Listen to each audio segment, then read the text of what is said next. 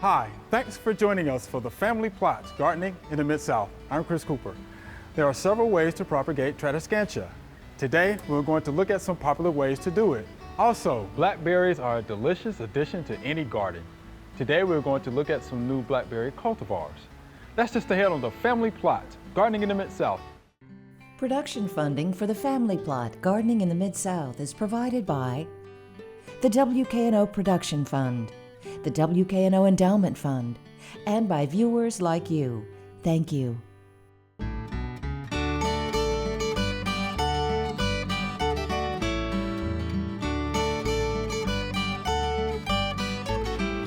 Welcome to the Family Plot. I'm Chris Cooper. Joining me today is Jill Maybry. Jill is the curator of tropical plants here at the Memphis Botanic Garden. Hey, Jill. Hi, Chris. How's it going? I'm good. How are you? So Tradescantias, huh? They look nice. Yeah. Aren't they pretty? They are pretty. So we're going to talk about propagating them, right? We are. So Tradescantias are a fun plant family. They're very, very varied, come in different colors. A lot of them are trailing, a lot of them are creeping. They make pretty pots when they're full like this. This one is Pale Puma, Tradescantia. This is a hybrid between a couple others. It's got little fuzzy white hairs on the edge. This varies a little bit depending how much light you have it in. The more sun, the more purple it gets, and the more shade, the more it'll turn into just sort of a green color. It's really pretty either way. That's an interesting characteristic. I like it as a houseplant. I also use it in containers outdoors where it can hang down over the outside of a container. So when it's outdoors, what about light conditions? I mean, when it's outdoors, same thing. The more light it's in, the more purple it is, the more shade it's in. So the same applies. The more, It can take a lot of sun. I've had it in full sun outside. It does just great. And then this one that we're also going to talk about this is another Tradescantia, a little smaller leaf. This one is called the turtle vine or the creeping turtle vine. This one is native to Bolivia. And the original turtle vine is green, just a nice shade of green. This is the golden form. So it's bright gold. This had to be on my wish list for a year or so until I found a place that had it in stock and I was able to get it. And I've been really pleased with how fast it grows. That's one thing I like about all the Tradescantias. They tend to grow pretty quickly. And they're so easy to propagate. So, you ready to see how to propagate? Let's see how easy of these they are. guys? Let's see how easy. Let's see. All right. Let's see. All right. So we have this nice plant here.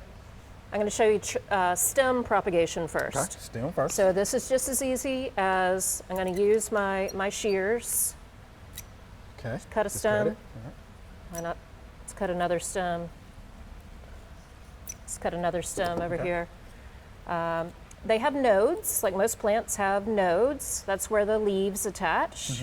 And generally with cuttings, you want 1 or 2 nodes to be below the surface of the soil, and then some of the leaves up above, because the nodes are where the roots are going to come from. Got it. So That's good. we just stick that guy in. Oh, just stick it in, huh? Just stick it in. Make a little hole for it if you need to.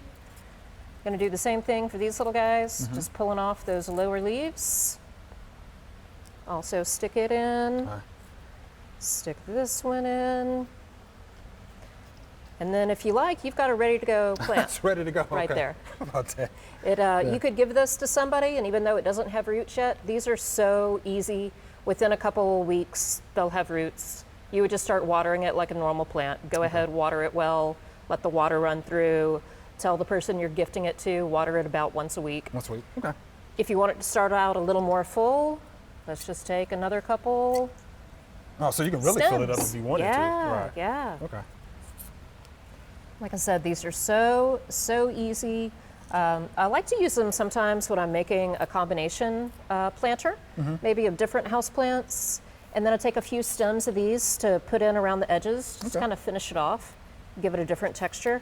So let me ask you, no rooting hormone needed No, for this? these are so easy, you really don't need rooting hormone. Gotcha. So that's already a nice looking full plant. Okay, I think I can handle that. Think you can do that? I can do that. Okay, okay. And I'll show you with the little turtle vine here, this pretty turtle vine. This one can take, I wouldn't put it in full sun. Okay. It's probably going to burn a little bit in full sun. The more shade it has, the more glorious yellow it's going to get. It turns into a really pretty yellow gold plant in shade. Okay. And this one is so easy. So you could also, I'll show you the hard way that people try to do it, and you don't have to do it this way.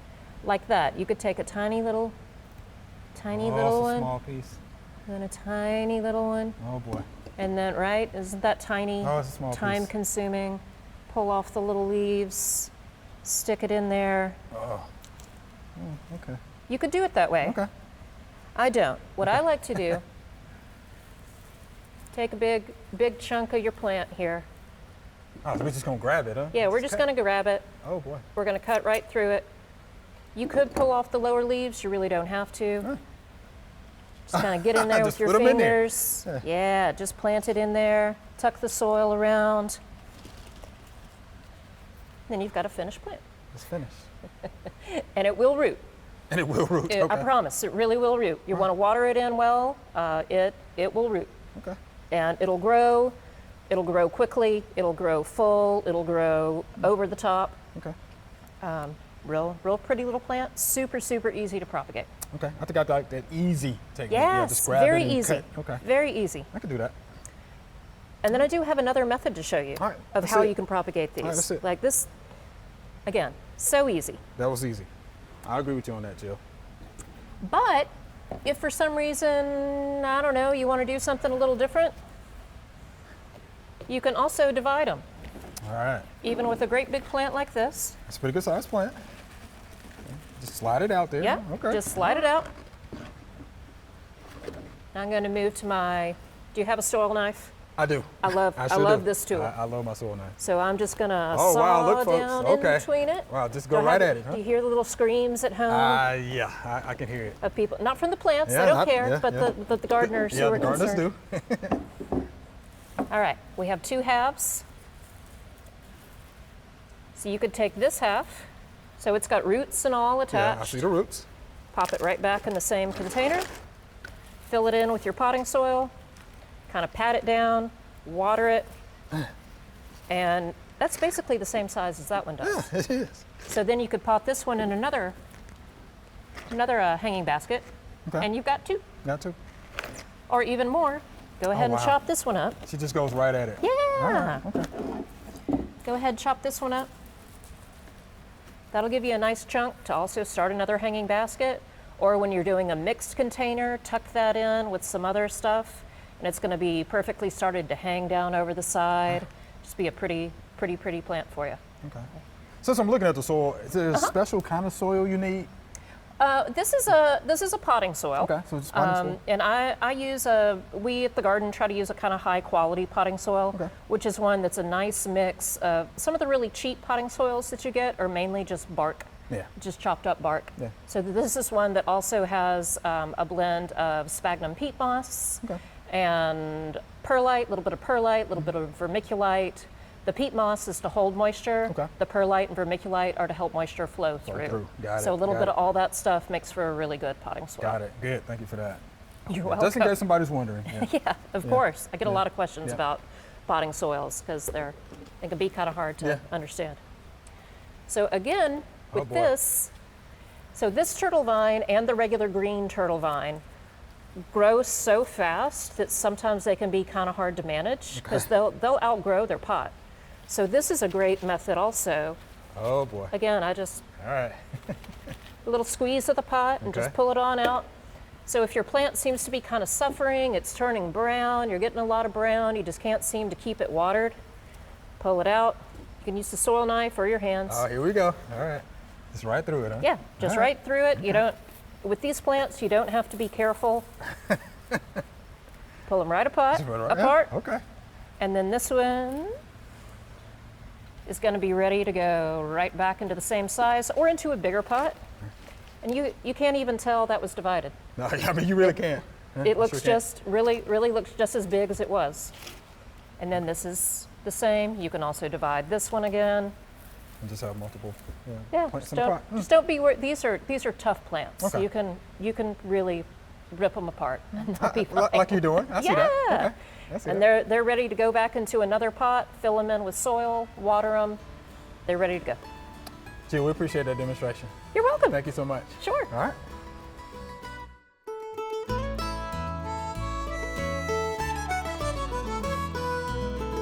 Well, this is a skip laurel, Skipsinensis laurel, and it's got winter damage on it. The leaves are hanging on it. It is okay to leave the leaves hanging on it.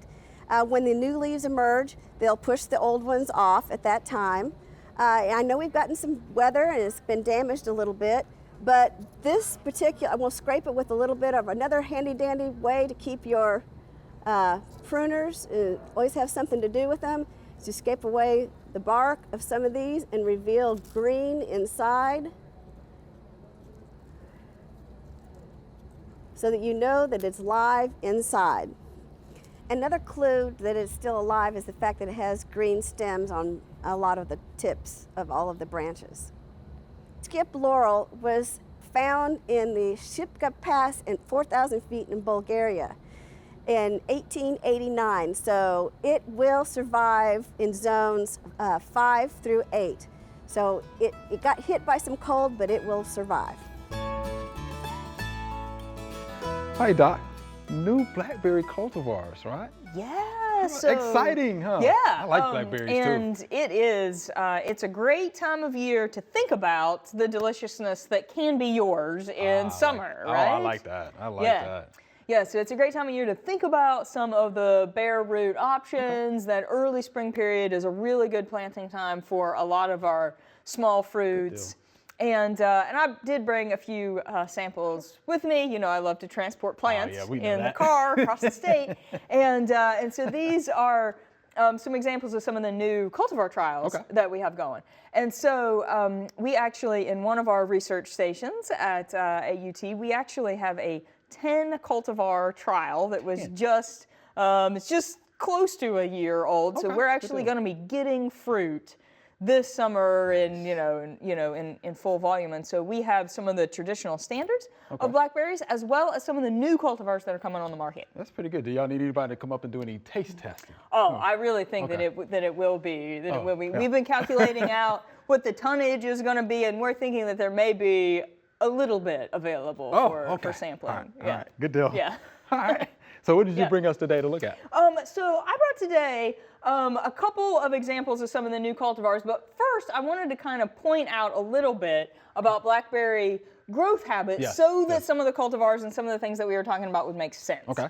So essentially, we call blackberries what we would say is biennial canes, right? Which means they live for 2 years. And so typically what will be bearing fruit will actually be what we call the floricane. This is a potted plant, so it is not 100% happy. The berries will be bigger, once it gets into full production and then in the ground. But the fact that there are berries on this cane means that this is actually its second year of growth. And so we call that a floricane. The first year of growth would be, you can kind of see this this taller guy here in the back, and so we would call this a primocane. So essentially it will grow vegetatively in the first year, and then it will flower and bear fruit in the second year, and then this cane will die back. And so that is kind of our standard blackberry habit. So if you have blackberries, in the backyard or in the woods, that's going to be their standard habit. And there are a lot of great cultivars that are on the market that are this traditional floricane bearing. And we live in the in the Mid-South, and it's a great climate for blackberries, but the breeding is really spreading that out so they can be grown in many parts of the country. Now they are cold weather sensitive, so there are some spots where you get down far below zero, we start to get a little bit dicey there. But there are many parts of the country that can work well for them. And typically, what will happen is we'll grow this primocane. Lots of times when it gets above our trellis system, because many of these will require a training system, we'll pinch the top out. That will encourage lateral growth. And from those laterals, next year will be where the fruit will be born. So that's the lateral growth. Yeah, I got you. Yeah. Okay. Didn't know that. Of course, this is an example of one that has not been pruned, and you can see the fruit growing from the top. But he will produce more fruit if he has more side shoots. So you can see that there is some management required Well, the interesting thing that has, of course, been occurring in the breeding world for caneberries for the last few decades, really, is the opportunity to, instead of waiting for that second year to bear fruit, actually bear fruit on a first-year cane. That? So we call that primocane bearing, or that may be the geeky terminology for it. Lots of times you might see them referred to as fall bearing. Okay. And there have actually been fall bearing raspberries available for longer than blackberries. So if you've grown Heritage, if you've grown Caroline, those would be fall bearing, which means that they're going to grow and they're going to produce fruit on that first year of cane.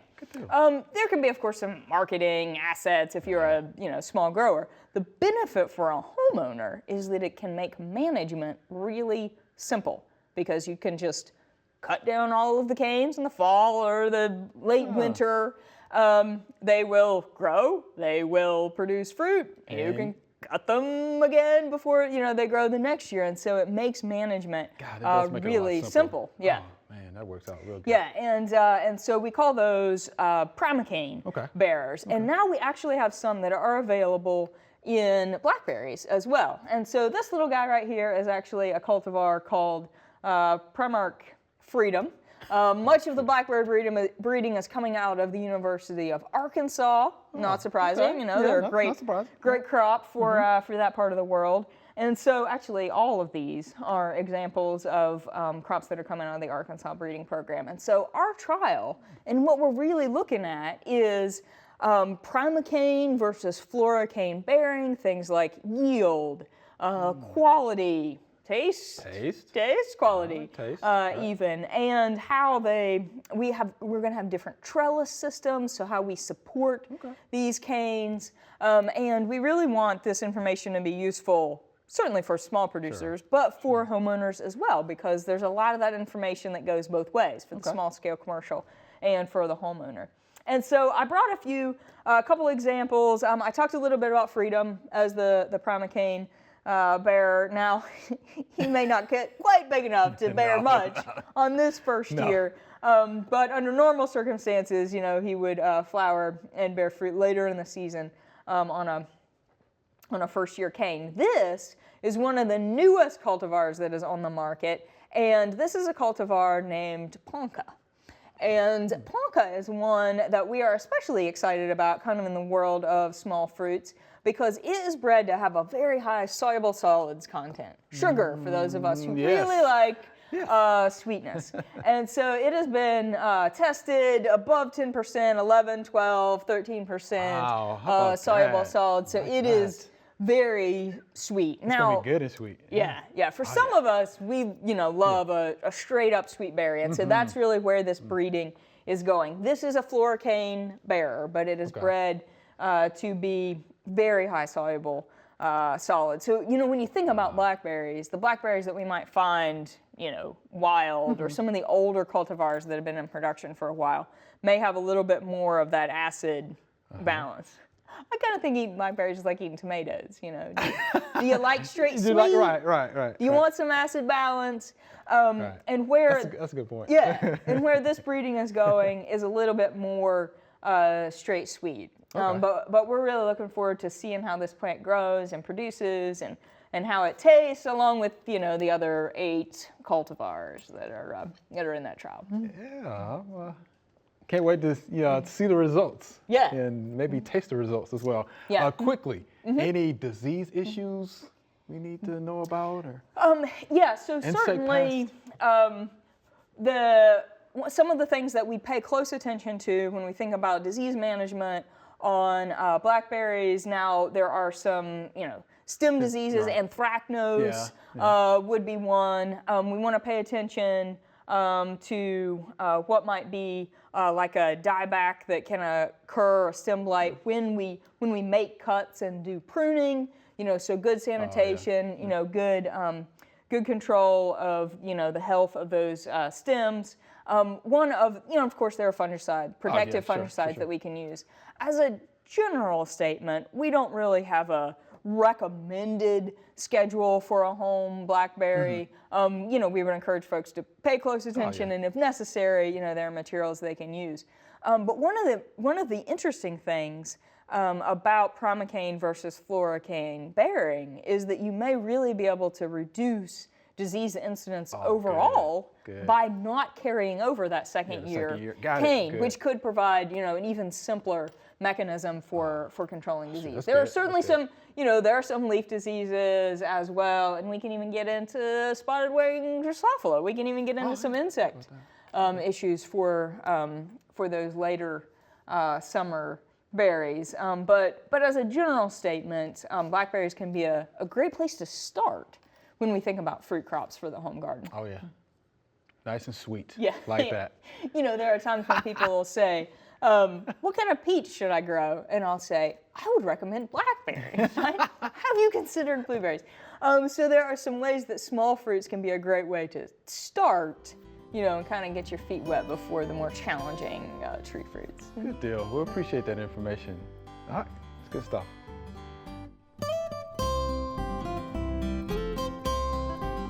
I have two plants here that are ready to move up. This one is a snapdragon and it has a taproot system. This one is a digitalis and all the leaves come out of one center point. So when you're planting, this one stays at the same soil level. This one I could actually plant deeper if I wanted to. So I'm going to show you how to do this. These are about the same height, but I still want to put a little bit of soil down in the bottom of the pots. And I just gently squeeze the pot like this. And I'm just going to gently put him down in there, push him down just a little, and then backfill. This one, I can just go up the stem. It's not going to matter. On this plant, the digitalis, it's called a crown plant because all the leaves come out of that central point. I'm going to squeeze gently again. You can, if the roots are starting to circle the bottom, you can gently loosen them like this.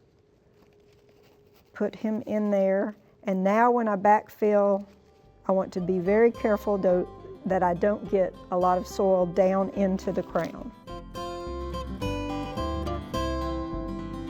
All right, Jill, here's our Q&A segment. You ready? I'm ready. These Let's are do some it. good questions. Here's our first viewer email. What are tree collards and how do you grow them? And this is Ruby from Memphis, Tennessee. So I happen to know a little something about tree collards because they grow those further south. Right? Okay. They can actually grow to be about 10 feet tall. Really? Or taller, in some cases, Wow, right? that's amazing. They're also a perennial, if you go to zones like 8, 9 through 11. Yeah. Right? Yeah, okay. So if you listen to the old timers, right, the ones who've been gardening forever, they Right. like tree collards because they're sweeter. They say they taste more like kale than collards. Okay. Right? So they grow on a stalk that leaves are about 10 inches in length, right? Wow. So it almost looks like a stalk, a pom-pom, stalk with these leaves up top, so almost like a pom-pom. Yeah. But it grows just like regular collards, regular brassicas, right? So full sun, rich soils, plenty of irrigation. Right, lots of water. Lots of water. Okay. So those are your tree collards. Have you heard that before? No, never heard of them. That sounds really interesting. I'd like to check them out. Yeah, it's pretty interesting. Yeah. Sweet though. Okay. I think that tastes pretty good, huh? Okay. Yeah. Good stuff. So thank you, Ruby, for that question. We appreciate that. All right, here's our next viewer email. Interesting, right? How many hours is considered full sun? I have a couple of plants that I want to purchase, but they require full sun. So Right. we usually get that question, don't we? Oh, sure. How many hours is full sun? Sure. So what do you say about that? Well, it's a difficult question to say. We can't say exactly 4 to 6 hours. Okay. Because it depends on what time of day. Okay. Yeah. Early morning sun is good sun, but it's not super hot. Yeah. Afternoon sun is super, super hot here in the south. Yes. So if you have 4 to 6 hours, but that's only from 7 in the morning until noon, I would still consider that part sun. It's just not very strong. Okay. But if you're getting full sun from 10 to 2 or from noon to 4 or 6, that's full sun. That's full sun. So that I would agree with afternoon that. sun is your full sun Afternoon sun. here in the south. You know what? I read a publication not too long ago. It was saying that you should calculate full sun starting at 10 a.m. because anything before that, the sunlight is actually not as strong. Right. Right. So that kind of goes to your point. Yeah, so it's anything still so after 10, low. Yeah. It's still so low in the sky. Yeah. There's just not that much solar radiation getting through Yeah. that early in the morning. Yeah. But here in the south, At afternoon, Yeah. afternoon gets hot. Yeah, it gets hot, definitely full sun. All right, thank you for that question. Here's our next viewer email. When should I fertilize my Bermuda grass in the spring? And this is Wayne from Germantown, Tennessee. So Okay. the old Bermuda grass, right? Yeah. So here's the trick, right? Okay, So with Bermuda, you have to let it transition through the green up period. okay, When that Okay. finishes, then you can fertilize. That usually happens in this area in May. So Okay. you're going to be fertilizing Interesting. sometime in May. I like for people to fertilize according to their soil test, right? Okay. If you have not gotten your soil tested, then you can use any of the complete, fertilizers, triple chin, triple 13, or something like that. But again, you're going to fertilize once that Bermuda transitions through the green up period. So we're probably looking at May. okay. For this area. Well, that's good to hear because grass is not my specialty, and I think I would have guessed earlier in the spring. So that's interesting. Good, Yeah, so if good you to do know. that too early in the spring, Yeah. there's always the threat of, a freeze or frost. Right. It would So you don't prevent want to too much encourage growth that, and then, that growth, right? right. And, after fertilizing, then you get a, Good point. a frost or a freeze, right? Makes sense. So you have to be careful about that. Jill, we survived the rain. We did. We're It's gotten good. a little lighter. Getting lighter now. Thank you so much for being here today. Thank you. Thank you thank for you being much. here with me. All right, thank you. Remember, we love to hear from you. Send us an email or letter. The email address is questions@familyplotgarden.com. And the mailing address is Family Plot, 7151 Cherry Farms Road, Cordova, Tennessee, 38016. Or you can go online to familyplotgarden.com. That's all we have time for today. Thanks for watching. If you want more information about plant propagation, head on over to familyplotgarden.com. Be sure to join us next week for the Family Plot Gardening in the Mid-South. Be safe.